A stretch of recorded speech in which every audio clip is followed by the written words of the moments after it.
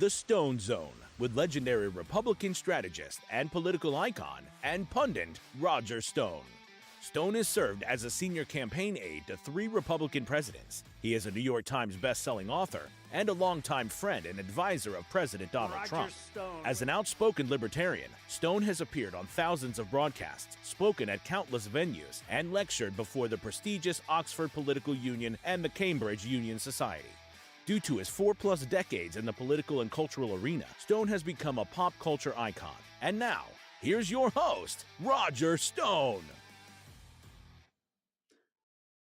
Ladies and gentlemen, welcome to the Stone Zone. I am your co-host here, usually, Troy Smith. I am the founder and editor of slingshot.news. And today we have a very special episode. I'm glad you're here. Welcome into the Stone Zone because we have a very special video we're going to play for you today. Now, as you know, Roger, who's been so active for so many years in this, he's been a 45-year veteran of American politics. Just to give you an idea of how long this guy has been in the game. I mean, Roger has seen literally everything that has happened politically in the last 45 years. He's been in 13. He's worked for 13 national Republican presidential campaigns. And it's just the wealth of knowledge and experience that Roger brings to the table. It's a reason to tune in here every single day on the Stone Zone. So today we have a very special video that we're going to show you. It's Roger Stone sitting down with Mike Adams, the health ranger, and they're going to talk about Trump. They're going to talk about the 2024 election, Russia, Israel, and much more. So we're very happy to bring you this video today. We're honored to bring it to you. And I hope you guys enjoy it. We're going to let this roll, and I'll be back at the end of the show to kind of bookend things here. But enjoy Mike Adams, the health ranger, and political icon Roger Stone here on the Stone Zone now. Welcome to today's interview on Brighteon.com. I'm Mike Adams, and we are joined once again by Roger Stone, who we spoke with several weeks ago. A very popular interview, had a really great response. Roger loves America. He's done a tremendous amount of work for America. His website is StoneZONE.com, and he joins us today to give us the latest updates on Donald Trump's presidential campaign, the weaponization of the judicial system, and other world events. Welcome to the show, Roger. It's great to have you back on. Mike, it is great to be back with you again. God bless you. God bless you too, Roger. And I really appreciate you taking the time. We had a wonderful conversation, a month ago, whatever it was, and people wanted you back. You're very gracious to come back and spend time with us. So let's start with now the weaponization of the judicial system. It's clear that every measure is being taken to unfairly persecute Donald Trump, to target him financially and through lawfare, even at the expense of perverting the entire judicial foundation upon which this country is based. Where do you think this is going? I'm talking about the New York case in particular. And Trump is obviously filing for appeal on that, but he had to put up hundreds of millions of dollars just to do that. Where do you think that's going, and what does it mean for America if the left can weaponize every institution against us? Well, Mike, let me first say that as a veteran of 13 national presidential campaigns and 45 years in the American political arena, I really have never seen anything like this before. This is a new development. So it is absolutely clear that the judicial system at both the state and federal level has been completely politicized and completely weaponized against Donald Trump. I don't really think he is guilty of any crimes. In the New York case, which is particularly egregious, he borrowed money from banks. He put up collateral to secure those loans. Those banks conducted their own appraisal of the value of that collateral. They made loans on the basis of their own appraisal. They were paid an enormous amount in interest. They made $40 million in interest, and none of them are unhappy. By the way, they were all paid either on time or in some cases a little early. So there's no victims in this crime. The complaint wasn't brought by somebody who was victimized. There was no complaint. This is a complaint that was cooked up by a politicized attorney general, Letitia James, who, as you know, ran for office before she was even attorney general, saying that she was going to get Donald Trump. She was going to put Donald Trump on trial. despite the fact that she still wasn't in office and had no evidence in hand of any crimes by Donald Trump. Now, to make things even worse, the judge basically convicted Trump before the trial even began. He declared him victory. No, there was not a mistake by Trump's lawyers who failed to check a box. That's false. The specific law that the attorney general brought this case under does not provide, under any circumstances, for a jury trial. Although there's no guarantee that in Manhattan, the most liberal enclave perhaps in the country, that the result would have been any different, but it would have only taken at least one juror to be sane. So, and as you correctly point out, just the cost of appealing this to the appeals court, which, by the way, is also an elected court that is done on a partisan basis, so completely staffed and peopled by elected left-wing Democrats, just appealing costs a $500 million bond. So Trump has to come up with the cash, even though he doesn't have to forfeit all of it. My guess is that he won't actually get justice until he gets to the New York State Supreme Court, and even then, it's not guaranteed. Now, this is happening simultaneously with his appeal of two defamation cases, where a woman, E. Jean Carroll, who seems like a pretty zany character to me, claims that Trump raped her in the dressing room of a very expensive upscale department store. Trump continues to deny that. In the defamation case, the first one, the jury did not find, the judge did not find that Trump had raped her, but he did find that Trump had sexually assaulted her and had awarded the woman, I think it was $85 million. Then Trump went out publicly and said, I'd never raped this woman. She filed yet another defamation suit. And there was a second finding against Trump for simply saying that he didn't know the woman and he didn't rape her, for another, I think it was $58 million. I mean, this is... But these awards are outrageous. There's no precedent for this.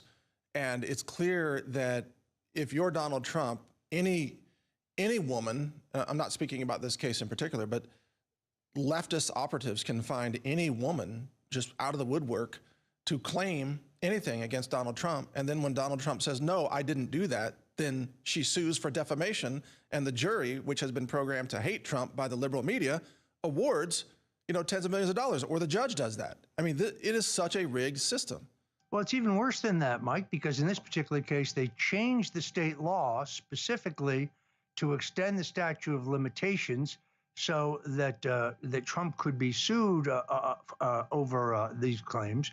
And then additionally, what you say is exactly right. This woman, E. Jean Carroll, according to a piece I read in Vanity Fair, met George Conway, the left-wing attorney, at a cocktail party. And he said, well, why don't you sue?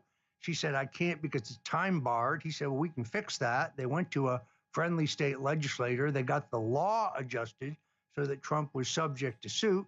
And then he helped find her the financing from this fellow, Reid Hoffman, who's a major donor to left-wing causes. And also, we know, visited Epstein's Island numerous times, who funded the lawsuit. Then you have, of course, the upcoming business records case in which it is alleged that Donald Trump paid hush money to a woman. He denies it. The government's chief witness has denied it on multiple occasions. He keeps changing his story. At best, this would be a business records case, a civil case, but the Soros-funded prosecutor in that case has bumped that up to a criminal felony. That's probably the next legal action. All of this is designed, of course, to do three things. One, to distract Donald Trump's time. So the time he should be out campaigning, because he's the front runner for president of the United States in the Republican Party, the time he should be out campaigning is distracted for these courtroom antics. Right. Secondarily, it drains his money. The cost of his lawyers is astronomical. And lastly, it's, of course, meant to sully his name, further blacken his name. He's a rapist. He's a thief. Of course, he's neither one. So that is the designed goal of this tsunami of lawfare. And we haven't even gotten into the federal cases yet. I mean, there, it's even more egregious.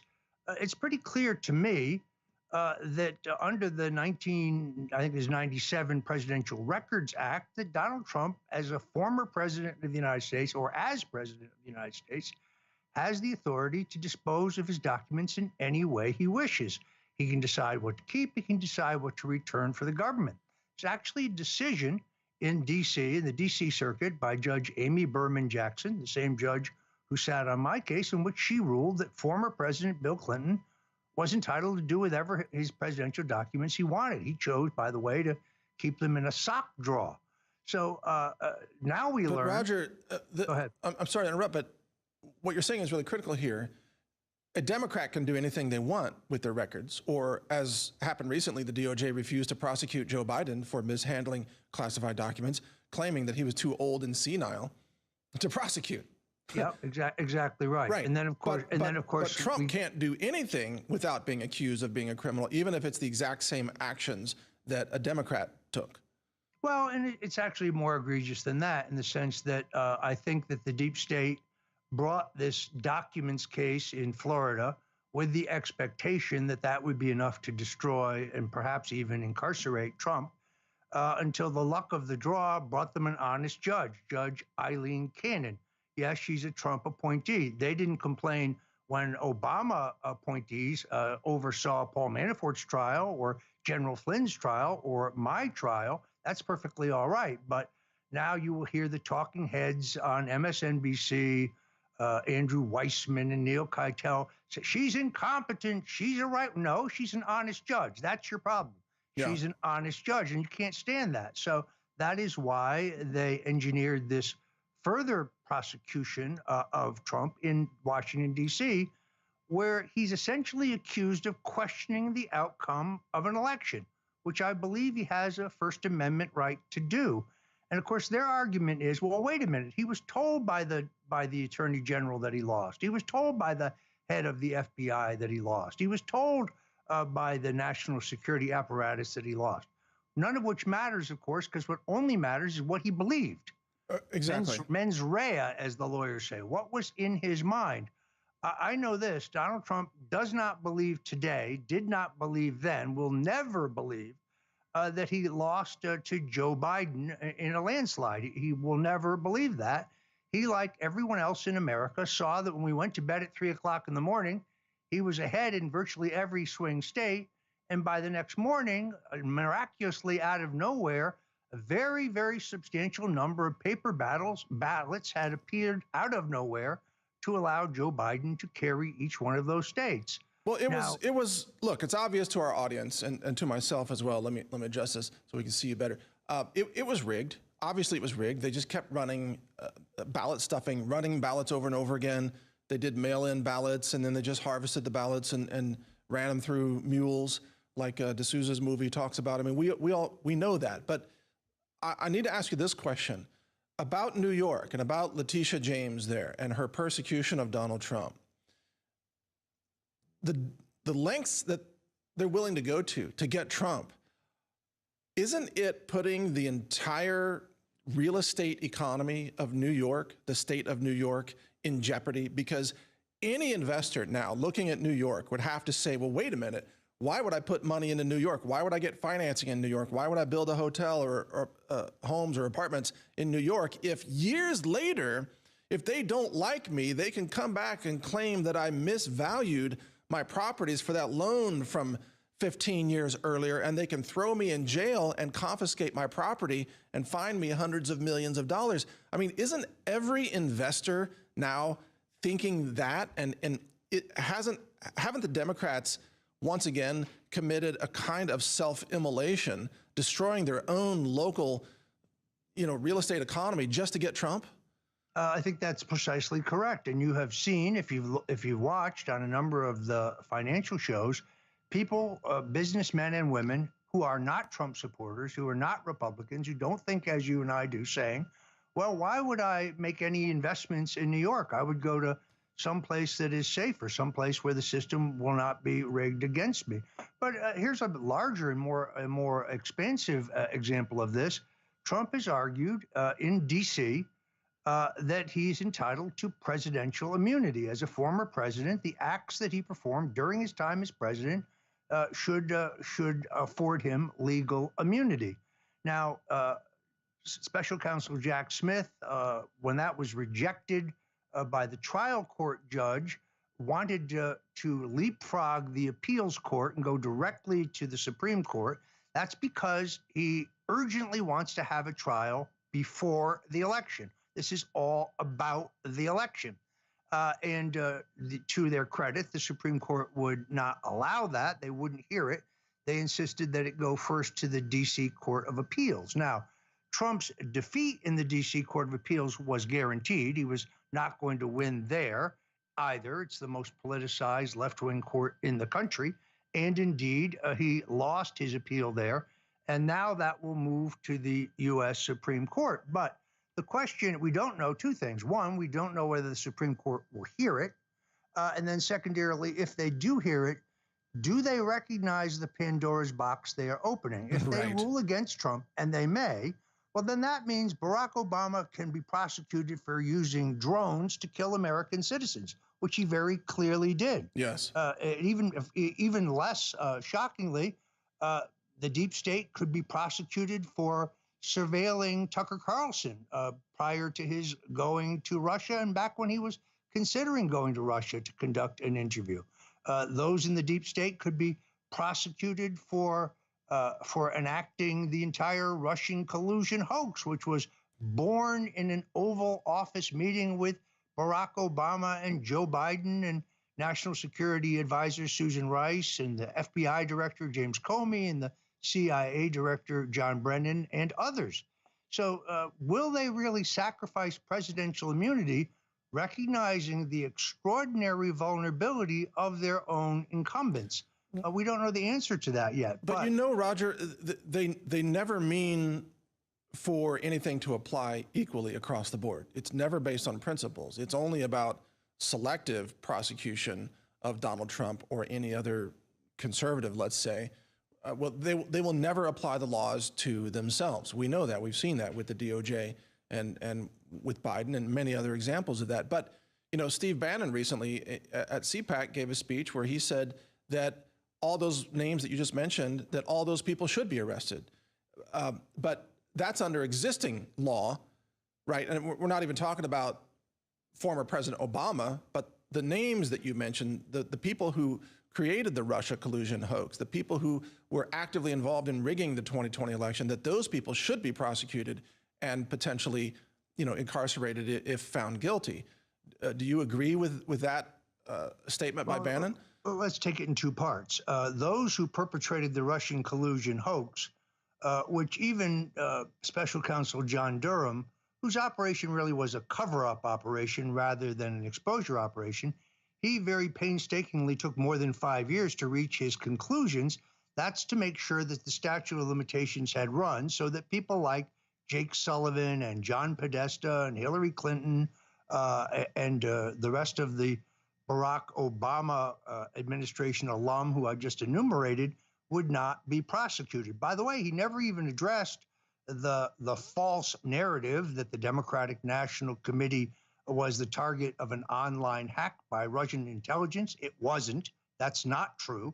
The so-called CrowdStrikes report, which remains to this day classified, which was denied to my lawyers in my defense, but the testimony of Sean Henry, the president of CrowdStrikes, who just happens to be a former assistant to FBI Director Robert Mueller, testified under oath before the House Intelligence Committee that his report actually contains no proof that the DNC was the target of a Russian hack. There is no evidence to that effect because it wasn't. In my own trial, Mike, the judge would not allow us to introduce forensic evidence and expert testimony in which we could have proved definitively that there was no hack of the DNC, that the information that was acquired by WikiLeaks was downloaded based on the speed of the download times, according to Bill Binney, the foremost expert in terms of counterintelligence technology, to some kind of hard drive and taken out the back door. But here's the thing about the radical left. It doesn't matter how discredited, how disproved, how debunked any of their crazy claims are. If you just wait a few weeks, they will just come back and recycle it all again as if they never heard the first response. And they'll point to their original assertion as proof that they were right. We're living this right now. We're right back to it. Donald Trump is soft on Putin. No, he isn't. The Russians are going to interfere in the 2024 election the same way they interfered in the 2020 election. Well, people keep pointing to me. They're pushing that narrative because absolutely they know that Trump is likely to win. I mean, they're setting up the answer to why Trump won. There's no question, and they point endlessly to the U.S. Senate Intelligence Committee report, which is pure bunk. Every single reference to me in that is a cut and paste out of the Huffington Post or some other crazy left-wing news outlet. Not a single word in that report regarding me specifically is accurate or true. It is a paste up. Now, when they say, oh, but it was a bipartisan report, they're absolutely right. The Republicans on the panel probably hated Donald Trump more than the Democrats on the panel. Yes. There's not a single patriot on that panel. So the fact that it's bipartisan is meaningless. It was produced by the Uniparty. It contains no proof of Russian collusion with the Trump campaign. It's just a paste up. It's all false. Okay, Roger, let's move forward with, there's a couple of burning questions I need to ask you. Number one, I mean, thank you for that explanation. You're exactly right. How long will New World Order Nikki stay in the race, in your view? I think she'll stay in as long as there's money in the bank. Her job is not to be elected president. There's no prospect of that whatsoever. Her job is to do as much damage as she possibly can do to Donald Trump as a battering ram. She's not been very successful at that. Those who say, well, she's going to bolt like John Anderson did in 1980 to run as an independent candidate for president, we have something in this country called sore loser laws that essentially say that if you ran in the primary in a given state, regardless of whether you won or whether you lost, you're not eligible to be on the ballot in a general election in that state. So once we get through Super Tuesday here in early March, more than half the states will have selected their delegates, and her name is locked on the ballot in those places now. So I think an independent candidacy on her part is really virtually impossible. Could she flip over to the so-called no labels group, which is really a big neocon front? Right. Yes, she could, but only if she ran for vice president, because I think the sore loser laws prevent her from an independent candidacy, which she couldn't sustain anyway. So you think her main mission is to try to spoil a Trump victory? There's no question about that. And perhaps her reward when this is over, if she were to be successful, would be a cabinet in the next Democratic administration, or perhaps some more defense contractor corporate boards. She's finished in elective office. She got humiliated in her home state. That's right. She has no credibility as a candidate. I was very happy to see on primary night in South Carolina, the president essentially ignoring her, keeping his fire focused on Joe Biden and the current administration and not giving her the time of day. I think that is the best way to address her. Her campaign at this juncture is a sideshow. She has no prospect of victory. And I point out to you, Mike, the states that allowed crossover voting, like New Hampshire, which may have been the only chance she had to damage Donald Trump, she failed, despite the fact that thousands of Democrats, or pardon me, thousands of non-Republicans and some Democrats crossed into the Republican primary there. Trump still won handily. In South Carolina, where anybody of any party can vote in any party primary, she did get, probably thousands of Democrats who will go back and vote Democratic in the fall, but she still fell short. I think that's because many independents in South Carolina lean right. Some Democrats still lean right. Trump not only won South Carolina, Mike, but he won by the single largest number of votes of any candidate for president, Republican or Democrat, in the history of the state primary. Yes. And that's quite an accomplishment. All right, outstanding. Let's jump into the deep end of the pool here now, and let's talk about Israel, Muslims, and the Middle East, because a couple of dynamics I'd like your thoughts on. Number one, the Muslim America vote is moving away from the Democrats. You know, for every U.S.-made bomb that Israel drops on Gaza, more and more Muslims in America are saying, we won't support Biden. Right, so Biden's in a tough spot there, and especially in certain swing states like Minnesota with a strong Muslim population there. That's a big deal. In fact, last week I had a Texas Muslim here in studio that I interviewed, who I didn't ask him who he was planning on voting for, but I have no doubt he's pro-America, pro-liberty, pro-Texas, pro-Second Amendment. I mean, he would vote for Trump. There are a lot of Muslims who would vote for Trump in America, and yet. Well, and let me say one more thing. Sorry for the strong preamble here. I don't think any person can become elected as president in the United States unless, from a practical standpoint, unless they go all in with support for Israel because of the power of AIPAC and the Israel lobby. And Trump has said that he strongly supports Israel. But that seems to me, and this is where I'd like your opinion, seems to me that's becoming increasingly morally hazardous, given that Israel is clearly engaged in acts that are widely characterized as genocide. Even the International Court of Justice has said that the case of genocide against Israel can proceed, that it has merit, that it is a plausible accusation. How do you suppose Trump might either, number one, benefit from the Muslim vote, but is that possible if he's strongly pro-Israel, or how would Trump possibly navigate this quagmire? Any ideas? Well, first of all, rather than look at strictly the political interest, first let's look at the national interest. I'll tell you what I think Trump would not do. He would not be arming Hamas and Hezbollah. He would not be unfreezing $100 billion, according to the Wall Street Journal, in assets for Iran. He's not naive enough to think that that money will not be used to expedite their nuclear weapons development program, that money will not be used to subsidize Hamas and Hezbollah. The problem with this administration is, in truth, we're on both sides of the war. We are supposedly supporting our traditional ally, Israel. We give them, I believe, $1.4 billion a year. At the same time, we're subsidizing radical Muslims, trusting them not to use that money for anything other than humanitarian purposes, which is a great naivete. So Trump would not be on both sides of the war. I think that's a good place to start. And while he is a supporter of Israel, I also recognize what you say. Now, I don't speak for him, that's for sure. It's a complicated issue.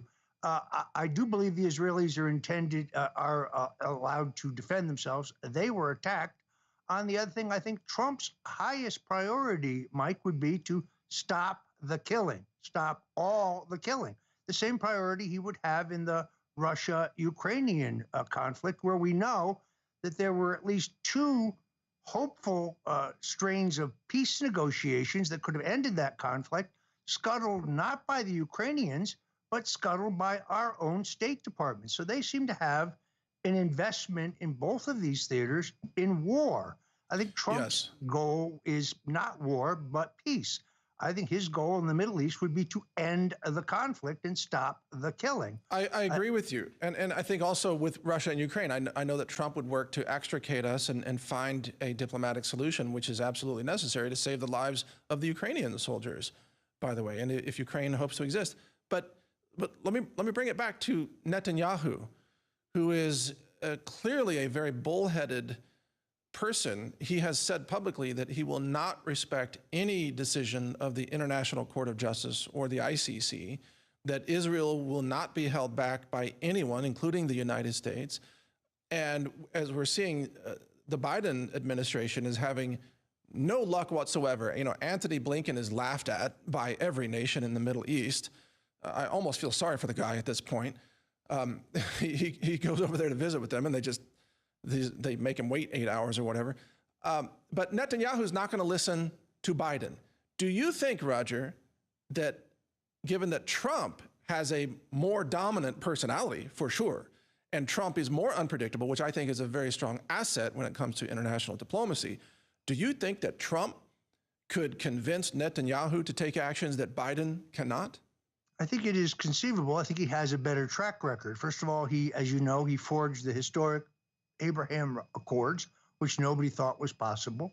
He also kept his commitment to move the capital, which every Republican president in my lifetime promised to do, and none of them actually did. So I think he has greater credibility, but he also has, as you point out, greater unpredictability. The politics of this is a little bit more complicated. Strangely enough, you're absolutely right. Among those Muslim American voters, there's a huge drop-off of support for Joe Biden because of his administration's actions in the region. Yet Jewish voters in America who are habitually and traditionally Democrats, Trump makes minor inroads there, or I should say Republicans do, yet that vote continues to stay largely traditionally in place as it has. So I don't think anyone who wants to be president should be viewing this conflict strictly through a political lens. They should be looking through the lens of what's best for America, number one, and then secondarily, what is best for our allies. But above all, how do we stop the killing? Trump's, I think his highest priority would be to stop the killing. And I think he would do it whatever is necessary in that case. If that turns out to be tough love towards the Israelis, I'm not qualified to say. I'm not a foreign policy expert, but the stories and the things I see out of the region from both sides are horrific. Yes. And as a non-interventionist, I would like to just see a stop to the wholesale murder that we will see going on. Absolutely. You and I both, we want to see less bloodshed and more international cooperation because people benefit obviously from peace and abundance and trade, right? We would love to trade with more of these countries, including Russia. The fact that we're no longer trading with Russia means that prices of metals and other raw materials are skyrocketing for the West, and this is actually devastating the economy of Germany, also that lacks energy because of the Nord Stream pipeline situation. So it's really harming not only America but America's allies.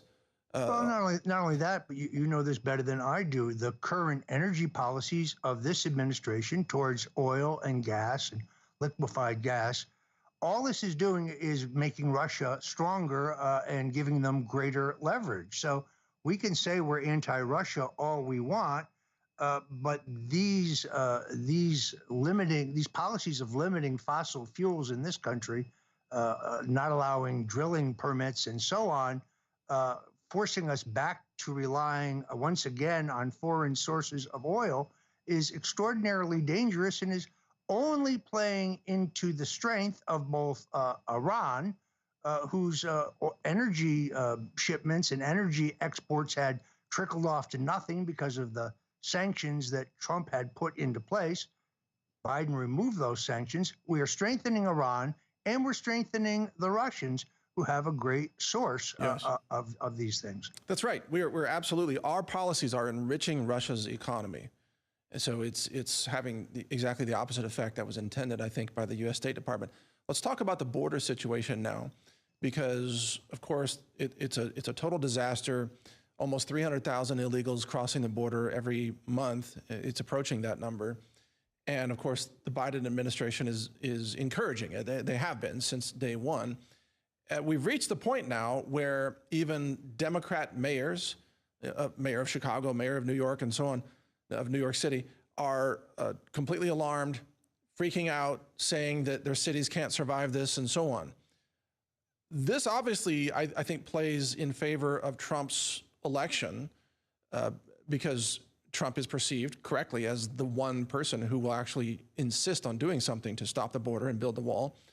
But what do you suppose? Again, I know you don't speak, certainly not for the Biden administration, but you do have a lot of experience in politics. What do you suppose that the Biden handlers will do between now and Election Day to try to regain control over this issue and make it less damaging for Biden's reelection? You know, Mike, I read a very detailed piece in Axios several weeks ago, which kind of detailed internal turmoil and bickering within the Biden administration that led us to this point. So essentially, we've had no policy, or I should say a policy of open borders, largely because this administration could not really decide what it wanted to do. Immediately upon becoming president, Biden canceled the stay in Mexico policy of Donald Trump, which had been very effective, and essentially he threw open the borders. It is the informal position of this administration that we have an open border. I don't think the number is 10 million. I think it is, based on people I know who are experts that I respect, it could be closer to 25 million illegals in the country. Yet last night I saw Joy Reid saying that the $10 million number is completely unrealistic. But then, you know what? She's culturally appropriated my hair, so who cares what she thinks? It is now you can see graphically that the Democrats realize that they have made an egregious error. They realize that this is likely to be the dominant issue of the campaign, because open borders is what has caused the fentanyl crisis in the country. Open borders is what is causing the crime spike in the country. Open borders are causing states and counties and cities across the country to go broke, as they're required by law to pay for social services for illegal migrants, in most cases over the needs of U.S. citizens. This is a political fiasco. So suddenly, the administration went from insisting falsely that the border was secure, which Secretary Mayorkas and the president's two spokeswomen insisted repeatedly, to Biden suddenly blurting out, no, it's not secure. I've been saying that all along, which he hasn't been, and then trying completely ridiculously to blame Donald Trump, say it was all Trump's fault that the border is open. Now, they keep pointing to the Schumer-Lankford border security bill, which should be called the Schumer-Lankford open borders bill, because it did several things. First of all, tucked in there was another 95 million for Ukraine, another 64 million for Israel, another 24 million for, I think it was Taiwan, and another 24 million that I believe was to process illegals. Under that legislation, we would have allowed 5,000 illegals to cross per day. That's 155,000 per month. That's roughly just under 2 million a year. So the next president would be locked in to allowing at least 2 million illegals into the country, rather than say, oh, I don't know, zero, which is almost where you got to under Donald Trump. Illegal crossings had trickled to almost nothing. This idea that we need a new law, we need more money, those things are just not so. There's a current law in place. It just needs to be enforced, and that takes will. And then, of course, as a second part, President Dwight Eisenhower deported 1.3 million illegals. Yes, the illegals here can be found and deported. It's a massive job, but we have a massive government. It's a question of having the will. Donald Trump has that will. This administration has no intention of doing it because they have a larger plan, which is to change the face of the country. You saw it in Blinken's remarks after he met with the president of Mexico. You saw it in the remarks of the mayor of Chicago not long ago, where they say, well, maybe the answer to this problem is to make everybody a citizen. No, that is not the answer, but that is the way to make sure they can all vote, and we know how they would vote. A worse problem, Mike, is the criminal element that we're letting in the country, the terrorist element we're letting into the country, the weapons we are letting into the country. We're opening this country to criminal gangs. We're opening this country to terrorists. We're opening this country to criminals. And this is for a purpose. There's a disproportionate number of military-age men coming into the hemisphere through Panama, coming up from Panama to our southern border and into the United States. It's not the only way they're getting in. They're getting in other ways as well. And many of them from communist China. Many from China and many from the Middle East. So yes, if you have the perception that all of these illegals are from Central or South America, that's incorrect. A very large number of them from China and also from Middle Eastern countries. Now, Trump recently said that if Biden wins this election, and of course I'm paraphrasing, but I believe Trump said that it would be absolutely catastrophic for the United States. He seems to be implying that America might not survive another Biden administration. I think most of our audience would agree with that assessment. I recently spoke with high-level law enforcement in Texas, where I have some contacts. Actually, on the weekend, last Saturday, told me much the same thing. He said that if we don't get Trump into the White House and start deporting these illegals, then the law enforcement resources will buckle. They will crater. And Trump was talking about how social services will crater under the costs of dealing with all of these illegals, which you already alluded to at the local level. This seems to me like kind of what Letitia James is doing in New York City. In order to get Trump, they are willing to destroy the integrity of New York real estate investing activities. In order to destroy Trump, they're willing to destroy America in terms of illegals coming across the border, whom they hope to somehow give the right to vote so that they have a permanent, supermajority of Democrat voters. Is there any lengths to which the Democrats won't go to try to defeat Trump, even if it means setting their own country on fire? Clearly, the answer is no. I guess the biggest problem here is that there are those who think, well, their policies are misguided or they're just mistaken. No, I think this is a willful policy.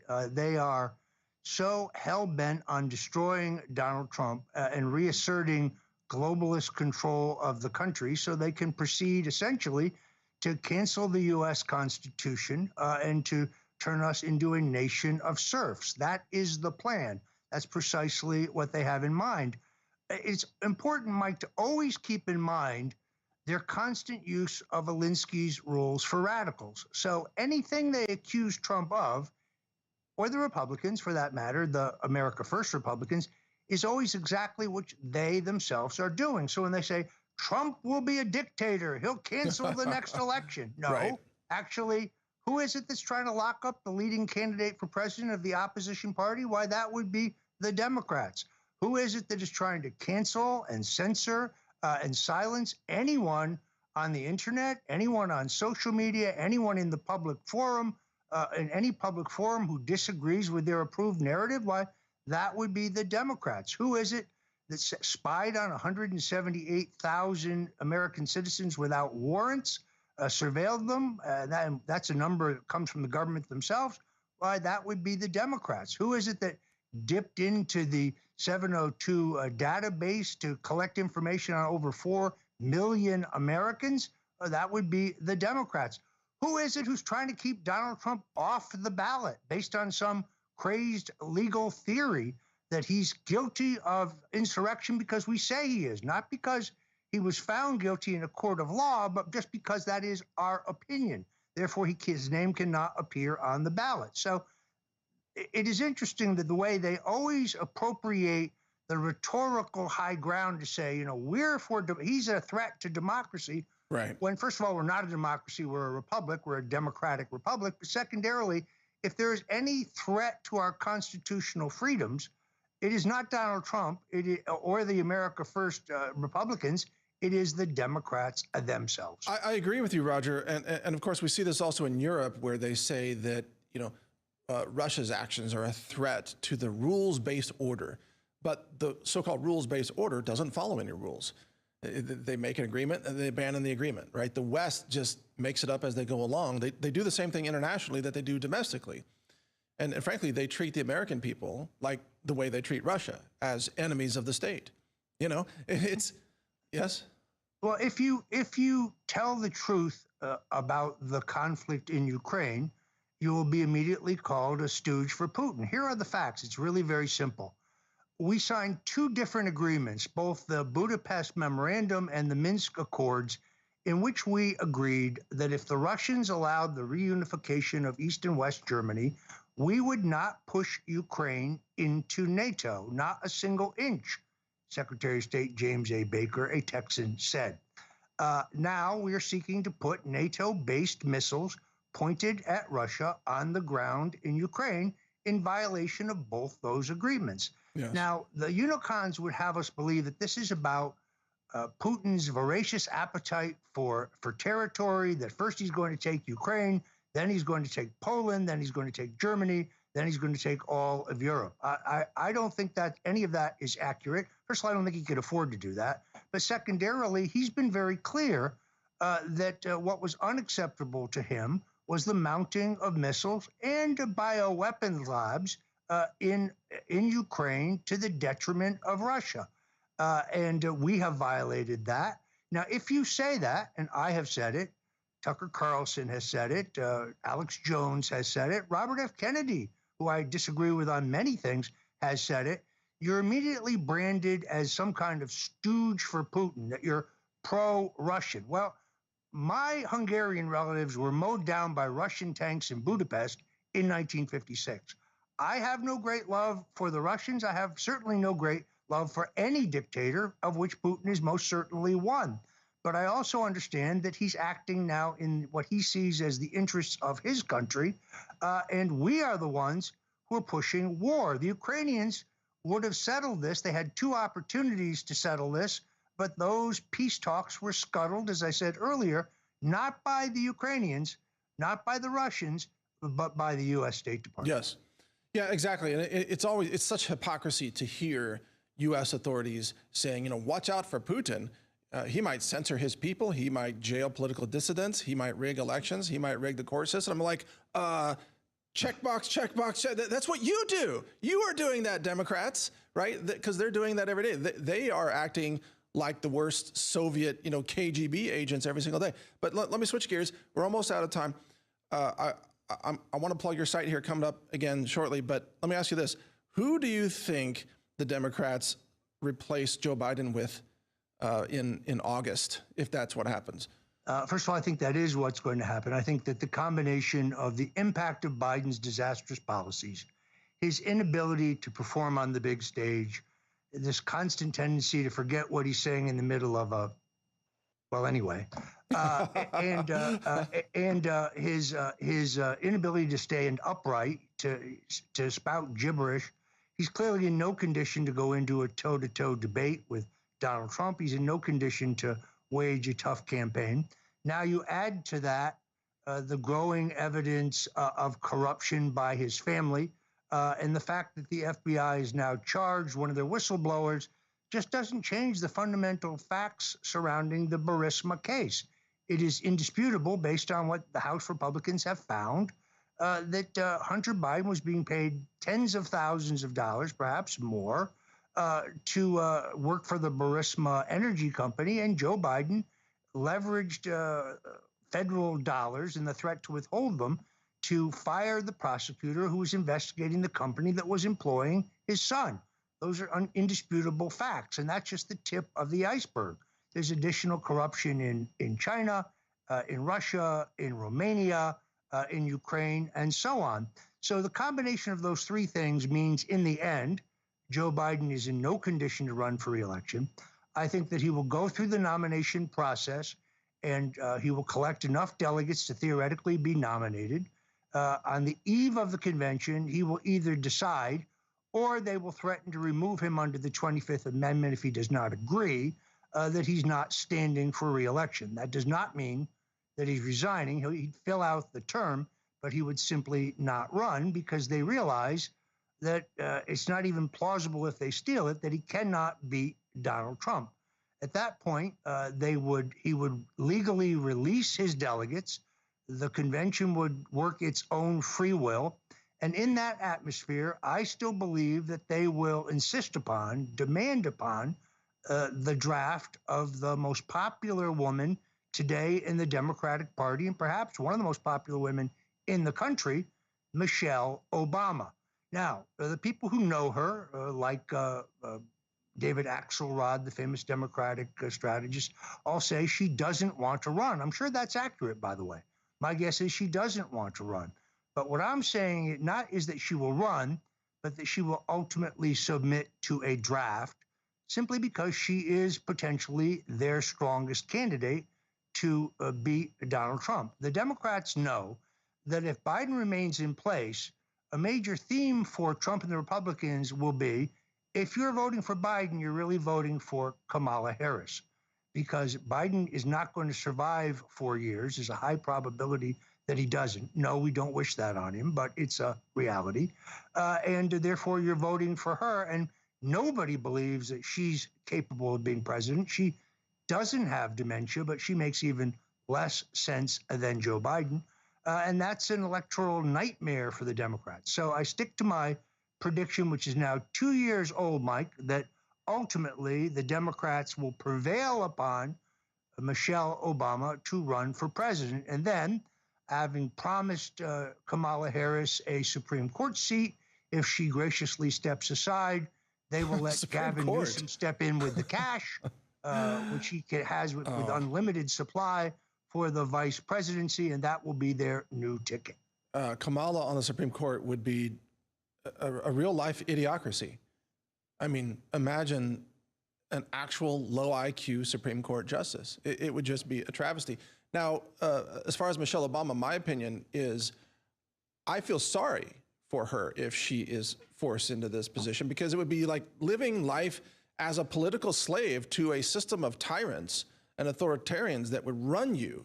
And she would be forced, like Joe Biden is, in essence, he's a biological puppet for his handlers. Can you imagine waking up every day and you have to be the theatrical face of an administration of tyrants? I mean, it would be a living hell for Michelle Obama. Well, except for Barack Obama himself said that in his famous interview with Stephen Colbert, who at one time was funny but no longer is, where he openly says, I've often thought how great it would be if I could just hang out in my basement in my sweats and have a microphone connected to, earphones in the were born by some front man, his words, and essentially have my third term. Isn't that essentially exactly what's going on today? All of the top aides to current President Biden are alum of the Obama administration. So she would basically be serving herself. She'd be serving her husband, who I think is the single most influential Democrat and probably the single most influential person in the globalist galaxy today. So in essence, she would be carrying out what was their fundamental mission from the time he became president, to completely and totally transform America, and not in a good way. Well, I would rather vote for Camacho for president than Michelle Obama, but that's just some movie trivia there. Anyway, Roger, tell us about StoneZONE.com. Sure, Mike, I appreciate that. StoneZONE.com is where you can find all things Roger Stone. I do a daily show on Rumble.com at rumble.com/Roger Stone, but you can also see it at StoneZONE.com. I also do a WABC radio show on the weekends, the largest and most powerful AM radio show in the country. This past weekend, I interviewed former Congresswoman Tulsi Gabbard. Of course, if you go to the store at StoneZONE.com, you can get my New York Times bestselling book, The Man Who Killed Kennedy, The Case Against LBJ. You can also get copies of The Bush Crime Family, The Clintons' War on Women, the first book in America to expose Jeffrey Epstein and what was going on at his island and his connection to the Clintons, as well as my book, Stone's Rules, which has a great foreword by my friend Tucker Carlson. So all things Roger Stone. It's absolutely free to subscribe. You can go there right now and subscribe. It's StoneZone.com. Mike, I appreciate that opportunity. Hey, great domain name too, Roger. I mean, thank you for all that you're doing for America, but also I think you've really branded your site and your position and your focus. I think you're very influential. I think your analysis is really sharp and spot on. And I hope that we can get Trump back into the White House and see you play a continued role in educating America about what we need to do to take this republic back from the tyrants. So thank you for all that you do, Roger. Well, I appreciate that, Mike. Look, I spoke on this about this with our good friend Alex Jones on Sunday night. What we need right now is divine intervention. For a hard-bitten political strategist, for me to say that, you can see there's been a huge evolution in my thinking. But that is the one element that can save America and save Western civilization and save everything we hold dear. I pray now twice a day, every day, And I know that liberal elites laugh at me and think that's some kind of a joke or some kind of a trope or some kind of a bid for sympathy. It's none of those things. God never loses. With God, we can win. And I'm absolutely convinced that the Lord will not let this, the last best hope of freedom in the world, be destroyed. So prayer is a vital part of my political strategy, of my life strategy. And I ask everyone who's listening to join me in praying for the safety of President Donald Trump and for praying for our country. Well, well said, and thank you so much, Roger. Bless you. And yes, I pray for Trump's very safe third term as elected, the elected president, because he would be the only president to be elected 3 times, but only serve 2 times in the White House. What an interesting piece of history. All right. Well, thank you so much, Roger. Have a wonderful day. We appreciate you. Mike, thank you, and God bless you again. Just an unbelievable interview, ladies and gentlemen. Roger is always on fire when he appears on certain shows. I want to thank you for tuning in here. I want to encourage you to go to mypillow.com and use promo code STONE. That's right. It's mypillow.com with promo code STONE. And that way you can help us keep the lights on here. You can help keep this wealth of information that is Roger Stone in the public light and let him have this opportunity to speak to the American people every day. You can get great products that you're going to love and that your family will love. And you can also support our efforts here on the Stone Zone by going to mypillow.com and placing your order with promo code STONE. Again, mypillow.com and promo code STONE. I am your host today, Troy Smith of slingshot.news. I want to thank all of you for tuning into the site. We've seen good numbers over the last couple days, and we're getting some pickup in a lot of different places. So thank you from the bottom of my heart for that. Thank you for tuning in here at the Stone Zone. And we're going to play you out with a great video of former President Trump talking about Roger. And we're going to, kill it with the regular outro. But I want to thank you again for tuning in here. Again, support the show at mypillow.com. And we'll see you here tomorrow, folks. Thank you and have a beautiful evening. A man who's gone through hell, but he's kept going, and he's smart and he's strong, and people love him. Not everybody, but people love him and respect him. Roger Stone. Where's Roger Stone?